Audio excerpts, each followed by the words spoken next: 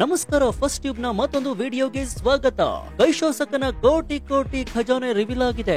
ಅಷ್ಟು ಹಣ, ಕರೆನ್ಸಿ, ಆಭರಣ ಕಂಡು ಇಡಿ ಅಧಿಕಾರಿಗಳೇ ಶಾಕ್ ಆಗಿದ್ದಾರೆ.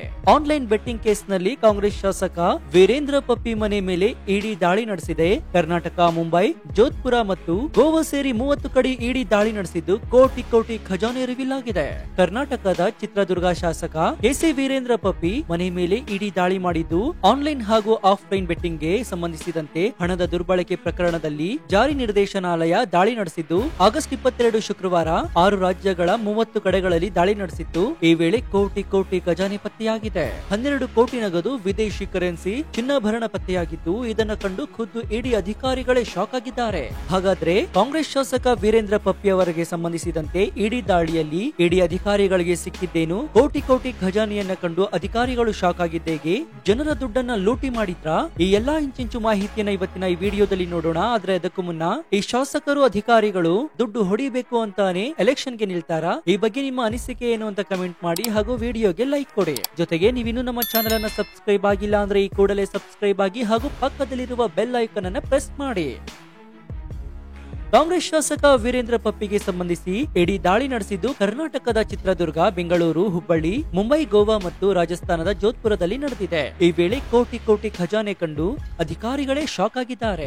ಈ ಕಾರ್ಯಾಚರಣೆಯಲ್ಲಿ 12 ಕೋಟಿ ರೂಪಾಯಿ ನಗದು, 1 ಕೋಟಿ ರೂಪಾಯಿ ಮೌಲ್ಯದ ವಿದೇಶಿ ಕರೆನ್ಸಿ, 6 ಕೋಟಿ ರೂಪಾಯಿ ಮೌಲ್ಯದ ಚಿನ್ನಾಭರಣ, 10 ಕಿಲೋಗ್ರಾಂ ಬೆಳ್ಳಿ ಆಭರಣ, 4 ಐಷಾರಾಮಿ ಕಾರುಗಳು, 17 ಬ್ಯಾಂಕ್ ಖಾತೆಗಳು, 2 ಲಾಕರ್ಗಳು, ಅಂತಾರಾಷ್ಟ್ರೀಯ ಕೆಸಿನೋ, ರಿವಾರ್ಡ್ ಕಾರ್ಡ್ಗಳು, ಕ್ರೆಡಿಟ್ ಕಾರ್ಡ್, ಡೆಬಿಟ್ ಕಾರ್ಡ್ ಮತ್ತು ಆಸ್ತಿಗೆ ಸಂಬಂಧಿಸಿದ ದಾಖಲೆಗಳು ಪತ್ತೆಯಾಗಿದೆ.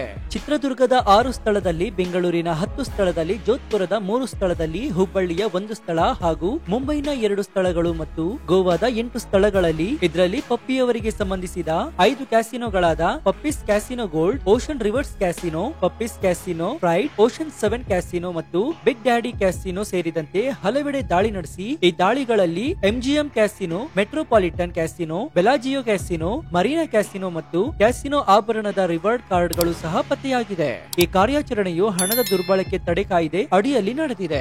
ಇನ್ನು ತನಿಖೆಯ ಪ್ರಾಥಮಿಕ ಫಲಿತಾಂಶಗಳ ಪ್ರಕಾರ ವೀರೇಂದ್ರ ಪಪ್ಪಿ ಮತ್ತು ಆತನ ಸಹೋದರ ಕೆಸಿ ತಿಪ್ಪೇಸ್ವಾಮಿ ಕಿಂಗ್ 567, ರಾಜಾ 567, ಪಪ್ಪೀಸ್ 003 ಮತ್ತು ರತ್ನ ಗೇಮ್ ನಂತಹ ಆನ್ಲೈನ್ ಬೆಟ್ಟಿಂಗ್ ವೆಬ್ಸೈಟ್ ಗಳನ್ನ ನಡೆಸ್ತಾ ಇದ್ರು. ತಿಪ್ಪೇಸ್ವಾಮಿ ದುಬೈನಿಂದ ಡೈಮಂಡ್ ಸಾಫ್ಟ್ ಟೆಕ್ ಮತ್ತು ಟಿಆರ್ಎಸ್ ಟೆಕ್ನಾಲಜೀಸ್, ಪ್ರೈಮ್ 9 ಟೆಕ್ನಾಲಜೀಸ್ ಎಂಬ 3 ವ್ಯಾಪಾರ ಸಂಸ್ಥೆಯನ್ನ ನಿರ್ವಹಿಸ್ತಾ ಇದ್ರು. ಈ ಸಂಸ್ಥೆಯ ಕಾಲ್ ಸೆಂಟರ್ ಸೇವೆಗಳು ಮತ್ತು ಗೇಮಿಂಗ್ ವ್ಯಾಪಾರಕ್ಕೆ ಸಂಬಂಧಿಸಿವೆ ಅಂತ ಇಡಿ ತಿಳಿಸಿದೆ. ಇದರ ಜೊತೆಗೆ ರಾಜರಾಜೇಶ್ವರಿ ನಗರದ ಕಾಂಗ್ರೆಸ್ನ ಸೋತ ಅಭ್ಯರ್ಥಿ ಕುಸುಮಾ ಎಚ್ ಅವರ ಸಹೋದರ ಅನಿಲ್ ಗೌಡ ನಿವಾಸದ ಮೇಲೆಯೂ ದಾಳಿ ನಡೆದಿದೆ. ಹಾಗಾದ್ರೆ ಈ ದಾಳಿಯಿಂದ ಪತ್ತೆಯಾದ ಆಸ್ತಿಗಳು ಎಷ್ಟು? ಈ ದಾಳಿಯಲ್ಲಿ 12 ಕೋಟಿ ರೂಪಾಯಿ ನಗದು, 1 ಕೋಟಿ ರೂಪಾಯಿ ಮೌಲ್ಯದ ವಿದೇಶಿ ಕರೆನ್ಸಿ, 6 ಕೋಟಿ ರೂಪಾಯಿ ಮೌಲ್ಯದ ಚಿನ್ನಾಭರಣ, 10 ಕಿಲೋಗ್ರಾಂ ಬೆಳ್ಳಿ ಆಭರಣ, ಐಷಾರಾಮಿ ಆತಿಥ್ಯ, ಸದಸ್ಯತ್ವ ಕಾರ್ಡ್ಗಳು, ಬಹು ಕ್ರೆಡಿಟ್ ಮತ್ತು ಡೆಬಿಟ್ ಕಾರ್ಡ್ಗಳು, 4 ಐಷಾರಾಮಿ ಕಾರ್ಗಳು, 17 ಬ್ಯಾಂಕ್ ಖಾತೆಗಳು ಮತ್ತು 2 ಲಾಕರ್ಗಳು ಪತ್ತೆಯಾಗಿವೆ. ಇದರ ಜೊತೆಗೆ ಗೋವಾದ ಕ್ಯಾಸಿನೋಗಳಿಗೆ ಸಂಬಂಧಿಸಿದ ರಿವಾರ್ಡ್ ಕಾರ್ಡ್ಗಳಾದ ಎಂಜಿಎಂ, ಮೆಟ್ರೋಪಾಲಿಟನ್, ಬೆಲಾಜಿಯೋ, ಮರೀನಾ ಮತ್ತು ಕ್ಯಾಸಿನೋ ಆಭರಣ ಕಾರ್ಡ್ಗಳು ಕೂಡ ಕಂಡುಬಂದಿವೆ. ಶಾಸಕ ವೀರೇಂದ್ರ ಪಪ್ಪಿ 2023ರ ವಿಧಾನಸಭಾ ಚುನಾವಣೆಯಲ್ಲಿ ಚಿತ್ರದುರ್ಗ ಕ್ಷೇತ್ರದಿಂದ ಜಯಗಳಿಸಿದ್ರು. ಇಡಿ ದಾಳಿಗಳು ಕೆಸಿ ವೀರೇಂದ್ರ ಪಪ್ಪಿ ಮತ್ತು ಅವರ ಸಹೋದರರ ಆನ್ಲೈನ್ ಬೆಟ್ಟಿಂಗ್ ಜಾಲ ವ್ಯಾಪಕತೆಯನ್ನ ಬಯಲಿಗೆ ತಂದಿದ್ದು ಕೋಟ್ಯಾಂತರ ರೂಪಾಯಿ ಆಸ್ತಿಗಳು, ವಿದೇಶಿ ಕರೆನ್ಸಿಗಳು, ಕ್ಯಾಸಿನೋಗೆ ಸಂಬಂಧಿಸಿದ ದಾಖಲೆಗಳ ಪತ್ತೆಯು ಈ ಪ್ರಕರಣದ ಗಂಭೀರತೆಯನ್ನ ತೋರಿಸ್ತಾ ಇದೆ. ಒಟ್ಟಾರೆಯಾಗಿ ವೀರೇಂದ್ರ ಪಪ್ಪಿ ವಿರುದ್ಧ ತನಿಖೆ ಮುಂದುವರೆಯಲಿದ್ದು ಈ ಪ್ರಕರಣದ ಮುಂದಿನ ಬೆಳವಣಿಗೆಗಳು ರಾಜಕೀಯ ಮತ್ತು ಕಾನೂನು ವಲಯದಲ್ಲಿ ಭಾರಿ ಚರ್ಚೆಗೆ ಕಾರಣವಾಗಿದೆ. ಇದರ ಬಗ್ಗೆ ಕಾಂಗ್ರೆಸ್ ಸರ್ಕಾರ ಏನ್ ಹೇಳುತ್ತೆ? ಸಿಎಂ ಸಿದ್ದರಾಮಯ್ಯ ಅವರು ಏನ್ ಹೇಳ್ತಾರೆ? ಡಿಸಿಎಂ ಶಿವಕುಮಾರ್ ಅವರು ಏನ್ ಹೇಳ್ತಾರೆ? ಗೃಹ ಸಚಿವ ಪರಮೇಶ್ವರ್ ಅವರು ಏನ್ ಹೇಳ್ತಾರೆ ಅನ್ನೋದನ್ನ ಕಾದು ನೋಡಬೇಕಾಗಿದೆ. ಈ ಬಗ್ಗೆ ನಿಮ್ಮ ಅನಿಸಿಕೆ ಏನು ಅಂತ ಕಮೆಂಟ್ ಮಾಡಿ ಹಾಗೂ ಈ ವಿಡಿಯೋಗೆ ಲೈಕ್ ಕೊಡೋ ಮೂಲಕ ನಮ್ಮನ್ನ ಪ್ರೋತ್ಸಾಹಿಸಿ. ಜೊತೆಗೆ ನಮ್ಮ ಚಾನೆಲ್ ನಲ್ಲಿ ಇಂತಹ ಅನೇಕ ಕುತೂಹಲಕಾರಿ ವಿಡಿಯೋಗಳು ಇವೆ, ಅದನ್ನು ಕೂಡ ನೀವು ನೋಡಬಹುದು. ಮತ್ತೊಂದು ಕುತೂಹಲಕಾರಿ ವಿಡಿಯೋದೊಂದಿಗೆ ಸಿಗ್ತೇನೆ. ಅಲ್ಲಿಯವರೆಗೂ ನೋಡ್ತಾ ಇರಿ ಫಸ್ಟ್ ಟ್ಯೂಬ್ ಕನ್ನಡ. ಧನ್ಯವಾದ.